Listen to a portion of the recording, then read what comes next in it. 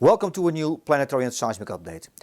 We look at the SGI graph of the previous time frame, and we see the lunar geometry in the first half primarily with the full moon on the 1st of May. I anticipated some seismic increase following that lunar geometry, and then the convergence of planetary geometry happened especially here from the 4th to the 6th with the red peaks, and I expected most seismic activity there. And if we look at the seismic activity that we actually had, we see indeed a seismic increase around the time of the full moon, peaking 5.8 here in Taiwan. And indeed we see a huge burst of stronger earthquakes at the time, and following the red peaks, the convergence of planetary geometry that I discussed in detail in the previous update. If you missed it, you may want to look that up. Significant seismic increase, higher 5 borderline 6 magnitude earthquakes, and also following the moon's opposition with Jupiter on the 7th, we see a seismic increase 5.9, and it was also a continuation on the 9th yesterday. So look at the temporal cluster that we see, almost a week worth of seismic activity occurring in just 2-3 days. And this is the typical temporal clustering that we associate with the planetary and lunar geometry, especially here the red peaks. It's unmistakable. Okay, so let's have a look at what we're going to have in the coming time frame. It's a bit spread out actually here from the 9th until the 18th of May. No real convergence of planetary geometry like we had in the previous time frame. However, we do have some notable geometry coming up. Here Venus, Mercury, Uranus at 90 degrees, that's tomorrow. It always pairs with Mercury, Venus, Uranus. That will be a day later, and that geometry can sometimes result in a major earthquake like mid-7 magnitude, and that could be around the 13th, 14th maybe, with the lunar geometry that follows. And this is because the moon will make a conjunction here with Neptune and Saturn on the 13th, and a day later on the 12th, also with Mars. And by that time we have Mercury, Sun, Earth also in an alignment.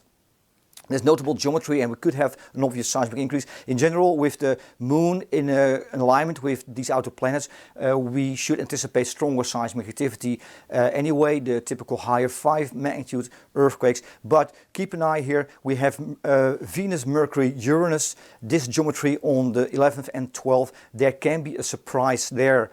Then we have the new moon on the 16th, and there is quite a convergence. It is not so obvious here on the SGI graph, but let's have a look at what's going to happen here in the solar system. Look at all the 45-degree angles, because Neptune, Saturn and Mars are on the right side. Then we have this axis of Earth, Sun, Mercury and Uranus.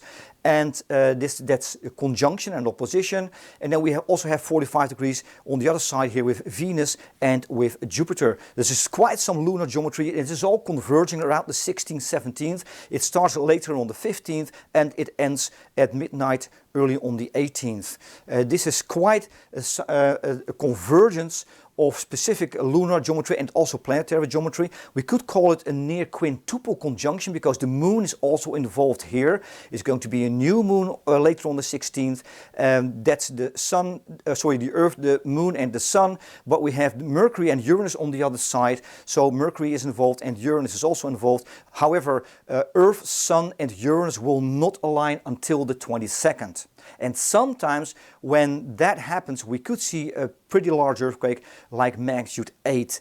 But it isn't the 22nd yet. That's outside of this time frame that I'm discussing here. So let's have a look at the SGI graph. We have quite some convergence of planetary but also lunar geometry around the 16th, 17th, and I expect an obvious seismic increase here.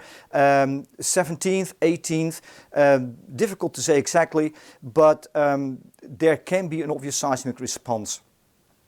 So this is actually what we're going to have. Keep an eye here on Venus, Mercury, Uranus, right angle geometry. Sometimes that can result in a major earthquake. It's difficult to say whether or not that will happen, if it's going to happen. It depends on the stress levels in Earth's crust, but it could happen around the 13th, 14th. However, it is also possible initially we'll have some moderate seismic increase in the higher 5 magnitude range with these lunar peaks, and that the largest seismic activity will happen later on around the 17th. It's difficult to say It depends on the stress levels in Earth's crust. It's the condition of Earth's crust. But these are the critical moments in this coming time frame up until the 18th. Check out the website for the latest updates and also our social media channels. Stay safe everyone, and until next time.